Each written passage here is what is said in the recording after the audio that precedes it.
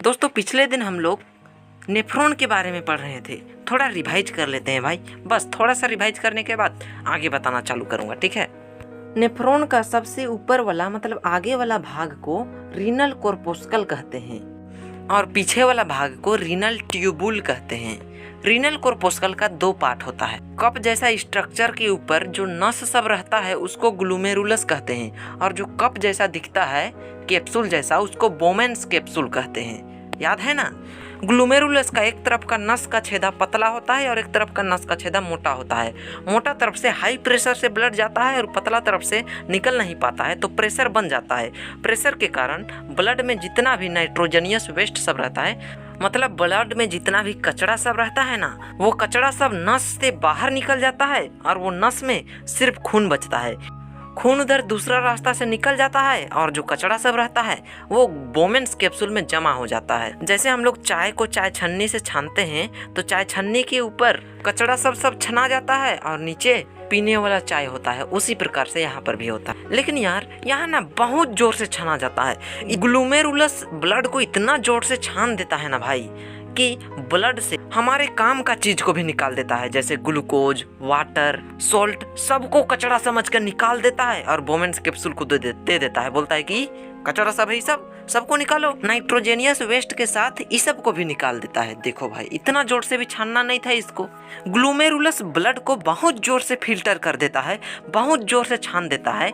तो इस प्रोसेस को अल्ट्रा फिल्ट्रेशन कहते हैं। Ultra filtration. यार ग्लूमेरुलस जितना भी कचरा छानता है ना, सब कचरा को एक जगह इकट्ठा किया जाए, उसको नापा जाए ना यार, तो 24 घंटा में 180 लीटर कचरा निकालता है ग्लूमेरुलस। लेकिन यार उसमें सब कचरा नहीं रहता है, उसमें तो सिर्फ 1% कचरा रहता है, 99% काम का चीज रहता है। अब इसको तो फिर से छानना होगा। तो बोमेन्स कैप्सूल जो भी चीज ग्लूमेरुलस निकालता है ना, सबको इधर पाइप तरफ दे देता है और ये पाइप जितना भी काम का चीज है सबको निकाल के एगो नस के रास्ते फिर खून में भेज देता है। तो भाई ये जो निकालने का प्रोसेस है ना, इस प्रोसेस को रीएब्जॉर्प्शन कहते हैं। रीएब्जॉर्प्शन। उसके बाद जो 1% कचरा बचता है ना यार, उसको कलेक्टिंग डक्ट में भेज देता है। इसी तरीके से बहुत सारा नेफ्रॉन ऐसा ही अपना कचरा को निकालता है और इस कलेक्टिंग डक्ट में भेज देता है। और ये डक्ट में मतलब ये नली में जितना भी कचरा रहता है सब जमा होता है और इसी नली के रास्ते जो यूरिन है, जो टॉयलेट है,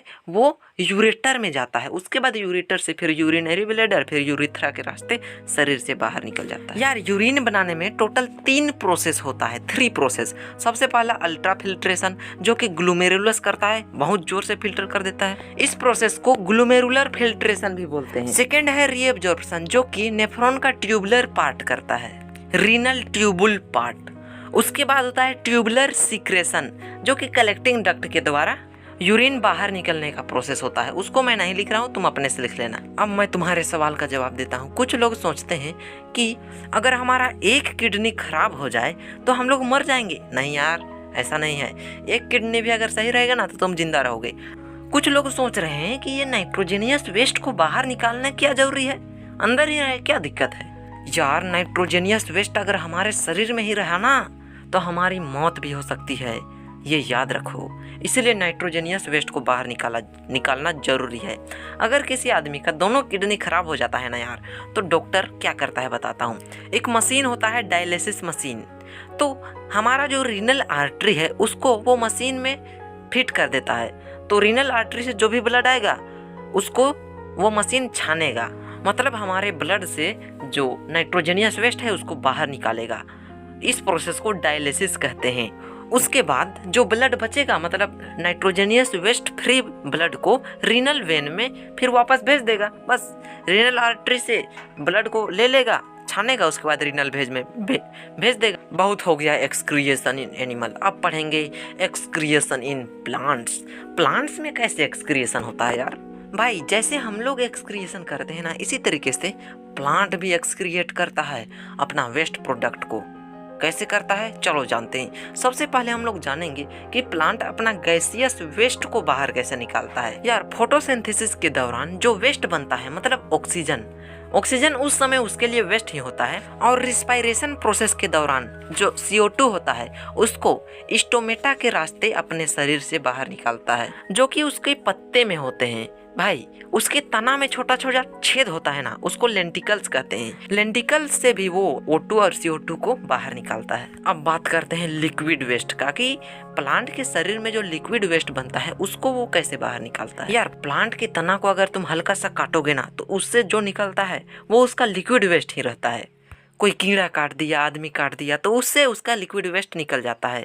प्लांट का वैसा जाइलम टिश्यू जो पुराना हो जाता है, उसमें प्लांट अपना लिक्विड वेस्ट को रख देता है। जैसे तुम्हारे घर में कोई पुराना रूम है ना, उसमें अंदाजी कचड़ा उचड़ा को रखते हो, उसी प्रकार से ये भी करता है। साथ में यार तुम कभी कभी ना प्लांट के ऊपर चिपचिपा पदार्थ देखते होगे, चिपचिपा पदार्थ। एग्जाम्पल में मुनगा का पेड़ के ऊपर चिपचिपा पदार्थ निकलते रहता है। बचपन में हम लोग उससे बहुत खेलते थे। इंग्लिश में मुनगा को ड्रम स्टिक कहते हैं। इस पेड़ के ऊपर तुम देखते होगे लिक्विड चिपचिपा पदार्थ, तो वो उसका वेस्ट ही होता है। यार कुछ प्लांट का ना ये सब चीज इम्पोर्टेंट होता है, मतलब काम आने लायक रहता है। जैसे कि रबर प्लांट में जो लिक्विड निकलता है ना, जो लिक्विड को लेटेक्स कहते हैं, तो वो रबड़ बनाने में काम आता है। टायर इंडस्ट्री सब में टायर ट्यूब सब बनाने में काम आता है। यार कुछ भी कहो, रबर का टायर ट्यूब ना भयानक बदबू देता है, तो वो तो प्लांट का वेस्ट प्रोडक्ट ही रहता है। तो वेस्ट प्रोडक्ट कितना खुशबू देगा। जैसे लौंग का तेल, ये भी लौंग पेड़ का वेस्ट प्रोडक्ट रहता है। उसके बाद चंदन का तेल, ये भी चंदन ट्री का वेस्ट प्रोडक्ट रहता है, चंदन पेड़ का वेस्ट प्रोडक्ट रहता है। तो ये सब काम आने लायक चीज है, जैसे कि लौंग का तेल, चंदन तेल, ये सब हम लोग का काम का चीज है, लेकिन प्लांट का तो वेस्ट प्रोडक्ट ही है। अब देखते हैं हम लोग की प्लांट अपना सॉलिड वेस्ट को कैसे निकालता है। भाई प्लांट के अंदर जो सॉलिड वेस्ट होता है ना यार, उसको वो अपने मरा हुआ सेल के वैक्यूल में रख देता है। जो प्लांट में मरा हुआ सेल रहता है ना, उस सेल के वैक्यूम में रख देता है कि जाओ तुम ढो।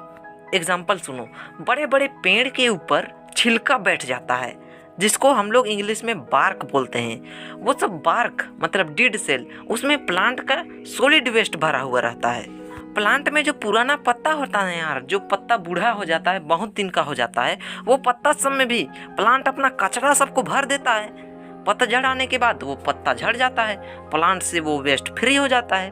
प्लांट भी चतुर है यार, भगवान उसको हिलने डुलने का ताकत नहीं दिया है तो का वो अपना वेस्ट बाहर नहीं निकाल सकता, एकदम निकाल सकता है।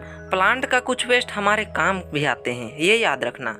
जैसे कि एग्जांपल में clove oil, sandalwood oil, latex of rubber plant, ये सब। भाई इसी के साथ तुम्हें एक खुशखबरी सुनाना चाहता हूँ, चैप्टर खत्म यार, तुम्हें पता ही नहीं चला। भाई चलो, चैप्टर तो खत्म हो गया है। एक बार NCERT बुक को मस्त से पढ़ो, उसके बाद देखो चैप्टर कैसे समझ नहीं आता है। चलो तब मस्त से पढ़ते रहो। अब आज के लिए तो बस इतना ही, मिलते हैं न्यू चैप्टर में।